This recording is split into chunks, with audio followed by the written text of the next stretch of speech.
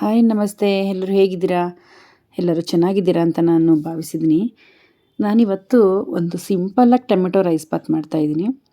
ತರಕಾರಿ ಏನೂ ಇರಲಿಲ್ಲ, ಹಾಗಾಗಿ ಅದನ್ನೇ ಮಾಡೋಣ ಅಂತ. ತುಂಬ ಟೇಸ್ಟಿಯಾಗೂ ಇರುತ್ತೆ ಇದಂತೂ. ಒಂದು ವೀಕಿಂದ ಯಾವುದೇ ವೀಡಿಯೋನೂ ಕೂಡ ನಾನು ಅಪ್ಲೋಡ್ ಮಾಡಿರಲಿಲ್ಲ. ಸೊ ಯಾವುದೂ ವೀಡಿಯೋ ಮಾಡ್ಕೊಂಡಿರಲಿಲ್ಲ. ತುಂಬಾ ಸ್ವಲ್ಪ ಕೆಲಸ ಬ್ಯುಸಿ ಇರೋದ್ರಿಂದ ಮಾಡೋಕ್ಕಾಗಿರಲಿಲ್ಲ. ಹಾಗಾಗಿ ಇವತ್ತು ಮಾಡ್ತಾಯಿದ್ದೀನಿ. ಮೊದಲಿಗೆ ನಾನು ಕಡಾಯಿ ತೊಗೊಂಡಿದ್ದೀನಿ. ಕಡಾಯಿ ಅಥವಾ ಕುಕ್ಕರು ಯಾವುದಾದ್ರೂ ಒಂದು ತೊಗೊಂಡು ಇದಕ್ಕೆ 1 ಸ್ಪೂನ್ ತುಪ್ಪ ಮತ್ತು ಒಂದು 2ರಿಂದ 3 ಸ್ಪೂನ್ ಎಣ್ಣೆ ಹಾಕ್ಕೊಂಡಿದ್ದೀನಿ. ಎಣ್ಣೆ ಬಿಸಿ ಆದಮೇಲೆ ಸ್ಪೈಸಸ್ಗಳೆಲ್ಲ ಹಾಕ್ಕೊಂಡಿದ್ದೀನಿ. ಚಕ್ಕೆ, ಲವಂಗ ಮತ್ತು ಒಂದು ಪಲಾವ್ ಎಲೆ ಮತ್ತು ಒಂದು ಮರಾಠಿ ಮೊಗ್ಗು ಮತ್ತು ನಕ್ಷತ್ರದ ಹೂವು, ಸೋಂಪು, ಕಸ್ತೂರಿ ಮೇಥಿ ಇದೆಲ್ಲ ನಾನು ತುಪ್ಪ ಮತ್ತು ಎಣ್ಣೆಗೆ ಹಾಕ್ಬಿಟ್ಟಿದ್ದೀನಿ. ಅದು ಚೆನ್ನಾಗಿ ಸ್ವಲ್ಪ ಅದರ ಪರಿಮಳ ಬಿಟ್ಟ ಮೇಲೆ ಅದಕ್ಕೆ ಒಂದು ಸುಮಾರು ದೊಡ್ಡ ಗಾತ್ರದ ಒಂದು ಈರುಳ್ಳಿನ ಕಟ್ ಮಾಡಿ ಸಣ್ಣದಾಗಿ ಹಾಕ್ಕೊಂಡಿದ್ದೀನಿ. ಚೆನ್ನಾಗಿ ಈರುಳ್ಳಿ ಫ್ರೈ ಆಗಬೇಕು. ಈರುಳ್ಳಿ ಫ್ರೈ ಚೆನ್ನಾಗಿ ಆಗಬೇಕು, ಯಾಕೆಂದರೆ ಅರ್ಧಂಬರ್ಧ ಫ್ರೈ ಆಗಬಾರ್ದು. ಅದು ಹಾಕ್ತಾ ಇರಲಿ. ನೆಕ್ಸ್ಟ್ ನಾನೊಂದು ಜಾರಿಗೆ ಸ್ವಲ್ಪ ಕೊತ್ತಂಬರಿ ಸೊಪ್ಪು ಮತ್ತು ಪುದೀನ ಸೊಪ್ಪು, ಇದಕ್ಕೊಂದು 4ರಿಂದ 5 ಹಸಿರು ಮೆಣಸಿನ್ಕಾಯಿನ ಪೇಸ್ಟ್ ಮಾಡೋಕ್ಕೆ ಹಾಕ್ಕೊಂಡಿದ್ದೀನಿ. ಈರುಳ್ಳಿ ಸ್ವಲ್ಪ ನೋಡಿ ಕಲರು ಚೇಂಜ್ ಆಗಿದೆ. ಇದಾದಮೇಲೆ ನಾನು ಒಂದು 4 ಟೊಮೆಟೊ ಹಾಕ್ಕೊಂಡಿದ್ದೀನಿ. ಮೀಡಿಯಮ್ ಸೈಜ್ದು 4 ಟೊಮೆಟೊ ಹಾಕ್ಕೊಂಡು ಇದಕ್ಕೆ 1 ಸ್ಪೂನಷ್ಟು ಶುಂಠಿ ಬೆಳ್ಳುಳ್ಳಿ ಪೇಸ್ಟು ಮತ್ತು ಜೊತೆಗೆ 1 ಸ್ಪೂನ್ ಉಪ್ಪು ಹಾಕಿ ಚೆನ್ನಾಗಿ ಇದನ್ನು ಫ್ರೈ ಮಾಡ್ಕೊತಾ ಇದ್ದೀನಿ. ಚೆನ್ನಾಗಿ ಟೊಮೆಟೊ ಎಲ್ಲ ಸಾಫ್ಟ್ ಆಗಬೇಕು. ಸಾಫ್ಟ್ ಆದಮೇಲೆ ಇದಕ್ಕೆ ನಾವು ರುಬ್ಬಿಟ್ಕೊಂಡಿದ್ವಲ್ಲ ಬರೀ ಸೊಪ್ಪು ಮತ್ತು ಹಸಿರು ಮೆಣಸಿನ್ಕಾಯಿ ಪೇಸ್ಟು, ಅದನ್ನು ನಾವು ಇದಕ್ಕೆ ಸೇರಿಸ್ಕೊಳ್ಳೋಣ. ತುಂಬ ನುಣ್ಣಗೇನು ರುಬ್ಬೋ ಅವಶ್ಯಕತೆ ಇಲ್ಲ, ತರಿಯಾಗಿ ರುಬ್ಬಿದರೆ ಸಾಕು. ಇದಕ್ಕೊಂದು 1/4 ಸ್ಪೂನಷ್ಟು ಅರಿಶಿನ ಪುಡಿನ ಸೇರಿಸ್ಕೊಂಡು ಸ್ವಲ್ಪ ಚೆನ್ನಾಗಿ ಫ್ರೈ ಮಾಡಿಕೊಂಡು ಮತ್ತು 1 ಸ್ಪೂನು ಧನಿಯಾ ಪೌಡ್ರು ಮತ್ತು 1 ಸ್ಪೂನು ಅಚ್ಕಾರದ ಪೌಡ್ರನ್ನ ಹಾಕ್ಕೊಂಡು ಸ್ವಲ್ಪ ಚೆನ್ನಾಗಿ ಈ ಥರ ಮಿಕ್ಸ್ ಮಾಡ್ಕೊತಾ ಇದ್ದೀನಿ.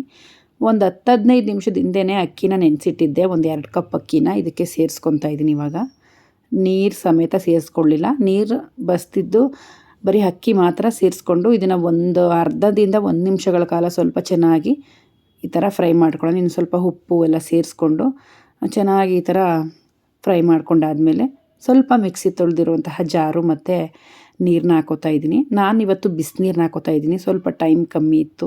ಸೊ ಹಾಗಾಗಿ ಟೈಮ್ ಕಮ್ಮಿ ಇದ್ದಾಗ ನಾವು ಟೈಮ್ನ ಬ್ಯಾಲೆನ್ಸ್ ಮಾಡ್ಕೋಬೇಕಲ್ಲ.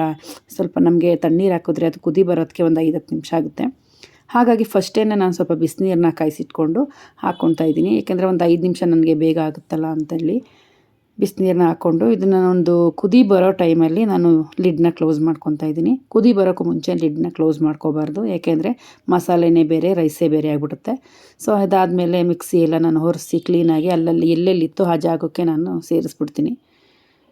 ಬೆಳಿಗ್ಗೆಯಿಂದ ಸಾಯಂಕಾಲವರೆಗೆ ಇದೇ ಆಗುತ್ತೆ ಅಲ್ವಾ, ಎಲ್ಲ ಬರೀ ಕ್ಲೀನ್ ಮಾಡೋದು, ಅಡುಗೆ ಮಾಡೋದು, ಪಾತ್ರೆ ತೊಳೆಯೋದು ಇದೇ ಆಗಿಬಿಡುತ್ತೆ. ಸೊ ಎಲ್ಲ ಅಲ್ಲಲ್ಲೇ ಕ್ಲೀನ್ ಮಾಡಿಕೊಂಡ್ರೆ ಸ್ವಲ್ಪ ನನಗೂ ಕೆಲಸ ಎಲ್ಲ ಈಸಿ ಆಗುತ್ತೆ ಅಂಥೇಳಿ ಮಾಡ್ಕೊತಾ ಇದ್ದೀನಿ. ಇದೆಲ್ಲ ಗ್ಲಾಸ್ದೆಲ್ಲ ಸ್ವಲ್ಪ ಗಲೀಜಾಗಿತ್ತು, ಹಾಗಾಗಿ ಇದನ್ನೆಲ್ಲ ಸ್ಟ್ಯಾಂಡ್ನೆಲ್ಲ ಸ್ವಲ್ಪ ಒರೆಸಿ ಕ್ಲೀನ್ ಮಾಡಿ ಇಡ್ತಾಯಿದ್ದೀನಿ, ಜೋಡಿಸ್ತಾ ಇದ್ದೀನಿ. ಬೆಳಿಗ್ಗೆಯಿಂದ ಸಾಯಂಕಾಲವರೆಗೂ ಸ್ವಲ್ಪ ಕೆಲಸ ಜಾಸ್ತಿ, ಹಾಗಾಗಿ ವೀಡಿಯೋಗಳನ್ನ ಅಪ್ಲೋಡ್ ಮಾಡೋಕ್ಕೆ ಆಗ್ತಾಯಿಲ್ಲ. ಒಂದು ವೀಕ್ ಆಗಿತ್ತು ಅಪ್ಲೋಡ್ ಮಾಡಿ, ಹಾಗಾಗಿ ಇವತ್ತಿನ ದಿನ ಅಪ್ಲೋಡ್ ಮಾಡ್ತಾಯಿದ್ದೀನಿ. ಸೊ ಇಮೇಲೆ ಟ್ರೈ ಮಾಡ್ತೀನಿ, ಆದರೂ ಸ್ವಲ್ಪ ಬ್ಯುಸಿನೇ. ಇವಾಗ ಪಿತೃಪಕ್ಷದ ಟೈಮ್ ಅಲ್ವಾ, ಹಾಗಾಗಿ ಯಾವುದೇ ಥರ ಬಿಸ್ನೆಸ್ ಎಲ್ಲ ಸ್ವಲ್ಪ ಡಲ್ಲೇನೆ. ನಮಗೆ ಅಂತಲ್ಲ, ಈ ಸಲೂನ್ನವ್ರಿಗೆ ಅಂತಲ್ಲ, ಎಲ್ಲ ಫೀಲ್ಡವ್ರಿಗೂ ಸ್ವಲ್ಪ ಕಷ್ಟನೇ. ಏಕೆಂದರೆ ಫಂಕ್ಷನ್ಸ್ಗಳೆಲ್ಲ ನಡೀತಾ ಇದ್ದರೆ ಅಲ್ವಾ ಜೀವನ ನಡೆಯೋದು ಎಲ್ಲರಿಗೂ.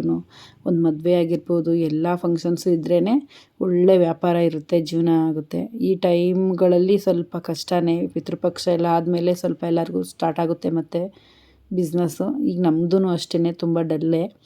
ಆದ್ರೂ ಅಲ್ಲೊಬ್ಬರು ಇಲ್ಲೊಬ್ಬರು ಕಸ್ಟಮರ್ ಬರ್ತಾನೆ ಇರ್ತಾರೆ.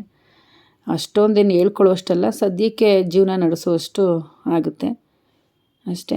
ಟೊಮೆಟೊ ರೈಸ್ ಬಾತ್ ರೆಡಿ ಆಯಿತು. ತುಂಬಾ ಟೇಸ್ಟಿಯಾಗಂತೂ ಇತ್ತು. ಸೊ ಮಕ್ಕಳು ತಿಂದು ಮಕ್ಕಳು ಲಂಚ್ ಬಾಕ್ಸ್ನೂ ಕೂಡ ತೊಗೊಂಡು ಹೋಗ್ತಾರೆ ಸ್ಕೂಲ್ಗೆ. ಇದು ಇವತ್ತಿನ ವ್ಲಾಗ್ ಆಗಿರುತ್ತೆ. ಈ ವ್ಲಾಗ್ನ ನಾನು ಎಂಡ್ ಮಾಡೋ ಟೈಮು ಬಂದೇ ಬಿಡ್ತು. ಇದು ಇವತ್ತಿನ ವ್ಲಾಗು. ಮತ್ತೆ ನೆಕ್ಸ್ಟ್ ವ್ಲಾಗಲ್ಲಿ ಸಿಗೋಣ. Thank you for watching.